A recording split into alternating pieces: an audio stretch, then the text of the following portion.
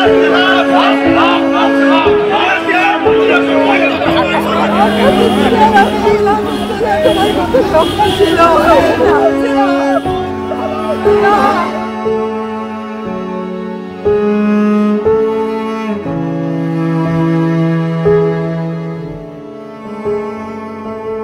সব আনন্দ আয়োজন তোমায় ছাড়া বৃথা।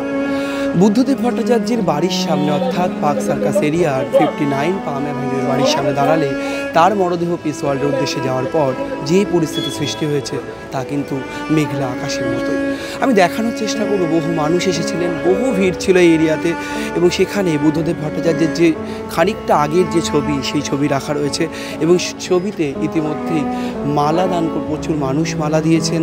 বিভিন্ন রকমের যারা রাজনৈতিকভাবে সেলিব্রিটি বলা হয়, রাজ্যের মুখ্যমন্ত্রী মমতা বন্দ্যোপাধ্যায় তিনি এসে শ্রদ্ধার্ঘ্য নিবেদন করেছেন, এবং রয়েছে সিপিআইএমের কিছু পতাকা। যে পতাকার তলায়, যে পতাকা ধরেই জ্যোতি বসু রেখে যাওয়া পথেই বুদ্ধদেব ভট্টাচার্য বারবার এগিয়ে গিয়েছেন, নিরন্তর তার রাজনৈতিক জীবনের যে আঙিনা সেই বিষয়টি নিয়েই এগিয়ে গিয়েছেন।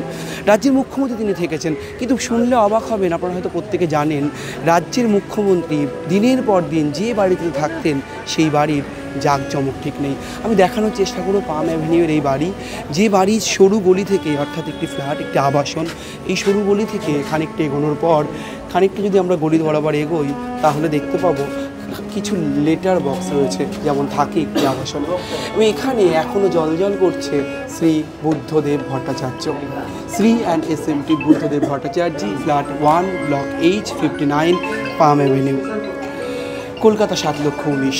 ঠিক এই ফ্ল্যাটের এই লিটার বক্স অর্থাৎ এই ঠিকানার ফ্ল্যাটেই থাকতেন বুদ্ধদেব ভট্টাচার্য।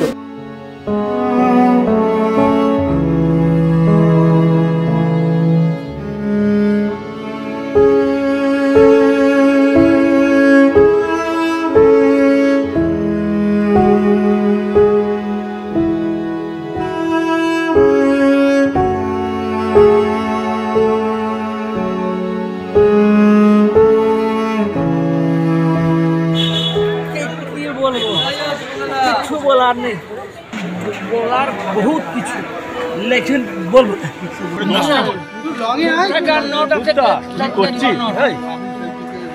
একদম।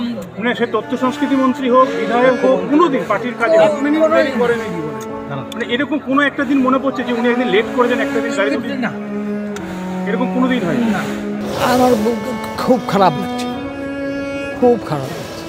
28 বছর ওনার সাথে ছিলেন, ওনার সঙ্গে ছিলেন, এবং কি মাঝে যখন উনি রিটায়ার হয়ে গেলেন তখন বুদ্ধভাই বললেন কি আমি গাড়িতে বসবো, তো ওসমান ছাড়া বসবো না। তো তখন আমাদের সিএম সাহেব, যে মুখ্যমন্ত্রী মমতা ব্যানার্জি যে আছেন, তখন উনি খবর পেলেন যে বুদ্ধবাবু যখন আসবেন তখন উনি ওসমান ছাড়া বসবে না। তখন আমাদের এই যে ট্রান্সপোর্ট মন্ত্রীকে বলে বাবাকে আবার 3-4 বছরের জন্য এক্সটেনশন করালেন, তাতে বাবা ওই গাড়িতে বসতে পারবেন। বুদ্ধবাবু অত ভালোবাসছেন যে বাবাকে এক্সটেনশন করেও বাবাকে সঙ্গে রেখেছিলেন। হ্যাঁ, আমি ওনাকে ছোটো থেকেই দেখেছি, যবে থেকে আমার জন্ম হয়েছে 1999, আমি তবে থেকে ওনাকে দেখে বড় হয়েছি। উনি এই ফ্ল্যাটেই চিরকাল ছিলেন, এবং আমাদের ফ্যামিলির সাথে যেহেতু ওনার একটা পুরনো সম্পর্ক ছিল রাজনৈতিক ব্যক্তি হিসেবে, এবং সেটা ছাড়াও উনি রাজনীতি বাদ দিয়েও আমাদের সাথে আলাদা করে সময় কাটাতেন যখন সময় পেতেন। ন্যাচারালি উনি ব্যস্ত ছিলেন, যেহেতু উনি প্রাক্তন মুখ্যমন্ত্রী ছিলেন রাজ্যের, কিন্তু সময় পেলে উনি বাড়িতে আসতেন। আমার প্রয়াত ঠাম্মার সাথে ওনার ভালো সম্পর্ক ছিল, আমার দাদুর সাথে ভালো সম্পর্ক ছিল। শেষ কথা হয়েছে যখন আমি যতদূর মনে পড়ছে আমি স্কুলে পড়তাম, তারপর থেকে উনি ওনার সঙ্গে যোগাযোগ আমার অ্যাটলিস্ট পার্সোনালি ছিল না, আমার বাড়ির লোকের সাথে ছিল, ওনার সাথে কথা হয়নি।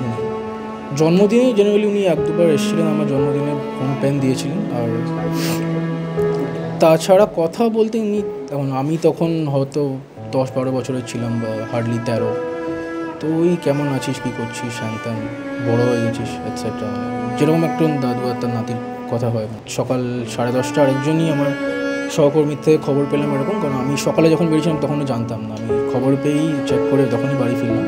এই এক কামরার ফ্ল্যাটেই একেবারে গ্রাউন্ড ফ্লোরেই থাকতেন বুদ্ধদেব ভট্টাচার্য। আমি দেখানোর চেষ্টা করব এই সেই ফ্ল্যাটের দরজা, এবং এই ফ্ল্যাটেই একটি ঘণ্টা লাগানো হয়েছে, এবং সেখানে রয়েছে একটি দুর্গা মূর্তিও। এখানেই থাকতেন রাজ্যের প্রয়াত প্রাক্তন মুখ্যমন্ত্রী বুদ্ধদেব ভট্টাচার্য। পশ্চিমবঙ্গের রাজনৈতিক আঙিনায় বারবার করে যে মানুষটির নাম রয়েছে, যার সাদা ধুতি, সাদা পাঞ্জাবি, সাদা চুলের মধ্যে কালেমা লিপ্ত না হওয়ার যে সুনাম, যে গুণগান বারবার করে বিবর্তিত হয়েছে, সেই বিবর্তনের একটি নিদর্শন তার এই ফ্ল্যাট। যে গলি পথ, যে পাম অ্যাভিনিউর যে খানিকটা জরাজীর্ণ বাড়ি, আবাসন, সব কিছু মিলিয়ে মিশে আজ বুদ্ধদেব ভট্টাচার্য চলে যাওয়ার পর তার মরদেহ শেষবারের জন্য এই ফ্ল্যাট ত্যাগ করার পর চারিদিক কার্যত শুনশান, কার্যত শূন্য। সত্যি অনেকেই বলছেন তিনি ছাড়া যেমন এই আকাশ, এই বাতাস শুনশান হয়ে গিয়েছে, তার অস্তিত্ব তাকে ছাড়া আজ শূন্য, আজ কাছে যেন এই ফ্ল্যাটও। ক্যামেরায় সৌজিৎ মুখোপাধ্যায়ের সঙ্গে রবীন দাস, সংবাদ প্রতিদিন .in।